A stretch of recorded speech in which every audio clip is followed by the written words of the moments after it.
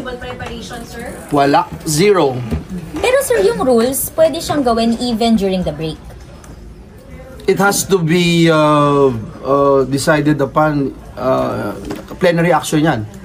You can paikot or discuss about it among yourselves and then promulgate it in the plenary. Pero some scholars were saying, Guys, even the referral takes a plenary action, okay? I'm sure you guys are aware of that. So, ibig sabihin, you will not be able to act on it kung naka-adjourn kayo. Kailangan... Walang plenary. Break.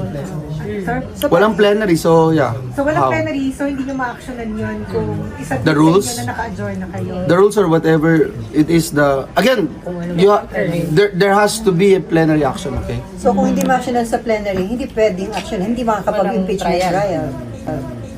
Possible yun. Lahat ng gagawin namin, even the declaration of the senators sitting as an impeachment court, kailangan ng plenary action. pero Diba? sir, some scholars were saying na kahit naka-adjourn ng Senado, kayo ang role nyo bilang senador, pero when it comes to impeachment, may special role kayong ginagampanan. So kahit naka-adjourn, you can continue. Nasa constitution ho, tama. Yeah. Pero again, it is the plenary action that would give us the go signal na we can, parang 'di ba pagka nagbe-break tayo kahit committee hearings lang, kailangan banggitin mo doon sa plenaryo na ito ay ino-authorize ng bawat miyembro ng So pwedeng mag-continue Senado. sa susunod na Senado? Yep. Is that what you mean? Um, Kung halimbawa matapos all things being again, it's so hard for me to speak on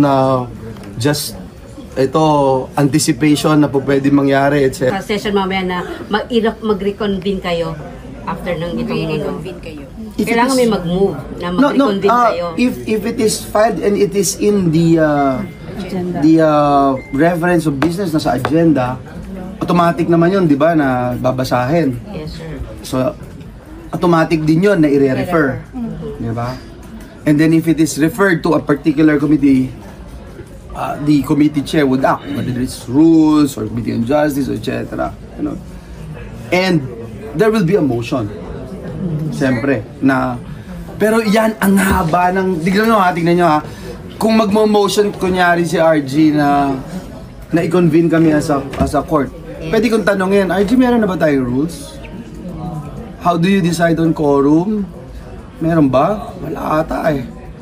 Pagka disposition of motions, yung mga yan, you have to talk about it, di ba?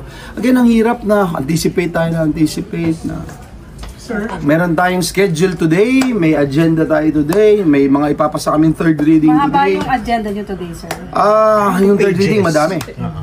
In short, hindi gaya today. Hindi ko masasabi yan, I'm not the entire Senate. Assessment. Kaya kami dito, ayaw naming sirain yung pag-iisip namin sa aming focus ngayon kung ano yung nasa agenda namin, and we are not going to anticipate anything na baka bumagsak ang buwan mamaya or mabiyak yung lupa at saan tayo pupunta, nasang evacuation center. Alam naman namin yung gagawin, na alam namin may evacuation center pag nangyari yun. Pero hindi namin pagtutuunan ng pansin na kailangan siguruhin ko na air condition yung tutulugan ko sa evacuation center o walang lamok. Hindi yun ang senaryo ngayon. Sir, dahil ba wala sa agenda, it means hindi posible. Dahil po wala sa agenda, that means hindi siya masasabi or matatransmit sa session mamaya. O pwede niyong ipasa. Sometimes kahit wala sa agenda, if you recall, the majority there will say the motion, the guy who's with the permission of the body, etc. Diba? Kasi wala nga eh. Because at any point in time, pag may tinakal ka sa floor, diba, na wala sa agenda, you can raise a point of order anytime. Pero sir, di ba technically, pwede kayong mag-session hanggang Friday?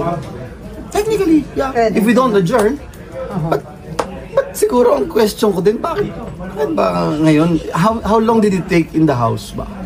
If, again, anticipating, hindi ko alam. Kaya ang hirap mag-comment, ang hirap puro anticipate mo, kung ganito. Kaya mahirap eh. So, Kapag andyan na. yeah, better kung nandyan na, mas marami tayong siguro masasabi kung nandyan na or ano pa yung... Sir, kailangan Lahat possible eh.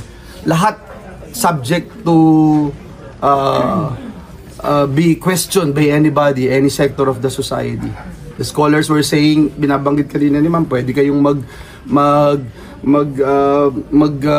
convene as an impeachment court during the break. Merong pwede, merong hindi. Bakit sabihin hindi? I can give you all the arguments, both sides. I can talk about it. But again, it's useless for me to say this. And it's very hard. You have to understand, on my part, I'll be sitting as a judge. I cannot make any comment na pabor o hindi pabor sa kanino mang kampo. Sir, offhand lang, just in case lang naman matuloy yung transmit, can you walk us through kahit konti lang? Just in case matuloy. Anticipating kung matuloy yung hindi ko alam kung matutuloy nga. Yes, sir. But isang una yung gagawin, sir, ay dapat maplansya muna yung rules. Ang unang gagawin, pag-uusapan kung isasama to sa reference of business. I think that's the first step. Di ba?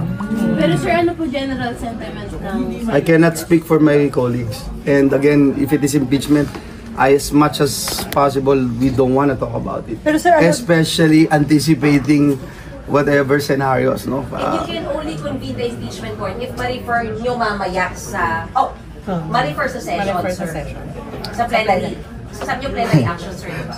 Sige na, pagbibigyan ko kayo ha. Final, dinala. Nasa agenda ba ngayon? Wala. Ilalagay ba sa reference of business o hindi? Pag nalagay sa reference of business, another step, babasahin ba? Pag binasa ba, saan dadalhin? Ni-refer ba? Saan ni-refer? Diba ganun yung process? Process. Parang kaya nyo ako tinatanong dahil PhD na ako sa impeachment when I was in the House. Process, iba yung sa House, iba yung rules ng House, iba yung sa Senate, di ba? And when you look at the rules in the Senate, napakagandang topic yan kasi masalimuot yan, mahaba yan, iba yan. You're sitting as an impeachment court if ever it is going to happen, di ba? So, mahaba yan. Tinitignan ko kanina yung rules. Parang form lang yung nandun, walang laman whatsoever. Remember nung time ni Senator Pimentel, di ba sinabi niya, nag-hearing tayo dito as an impeachment court. Hindi pa pala kompleto tong rules natin, ang daming kulang. Pero hindi ba magiging guide yung naging experience nyo in the Corona trial? It's some sort of a guide or precedence, etc. But again, mahirap mag-isip ng ganyan kung hindi naman natin parang pinangungunahan natin yung events na possible na mangyari. Ang sinasabi ko lang is that itong mga nakaraan and in history, even the rules ng impeachment, kailangan balangkasin ng mabuti. So sir, kailangan ika-craft pa yung rules specific for these You see the rules? Masyadong general. So, Senator, ibig sabihin kailangan ng bagong rules kasi ang sa nakaraan, Presidente, tsaka Chief Justice. So this time, Vice President. So, kailangan ng bagong rules? Again, pangungunahan natin ang Senado pagka nagsalita ako. Siguro, kung gusto nyo, off the record nyo kasi para ayokong pangunahan ng mga kasama natin. Ang point ko lang is, na kasya ang 1,000 kalabaw dun sa rules of impeachment right now. That's my comment. Pero sa ngayon, Well, hindi natin po pwedeng pangunahan kung ano man ang mangyayari at hindi tayo si Nostradamus at hindi rin ako naniniwala sa hulaan. So, tayo bilang parte ng Senado, we're just ready to do our part and perform our duties and responsibilities.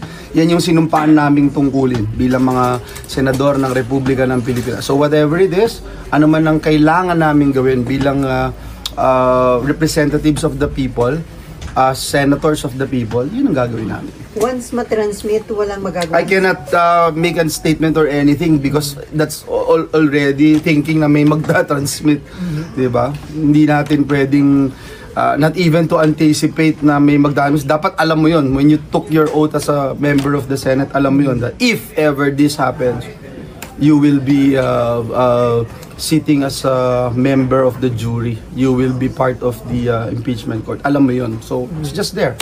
Sir, Nothing special today or anything. as a senator, when you wake up in the morning, when you do your job every single day, alam mo yun, ng parte ng trabaho mo yun. If it comes, it will come. Sir, kahit naka-adjourn, pwede kayo mag-hear? Mahirap again na isipin na mayroong mangyayaring ganyan, no? Mahirap. But again, as I mentioned earlier, we're ready, we're prepared kung ano man yung hinihingi sa amin ng aming tungkulin bilang mga miyembro ng Senado. Pero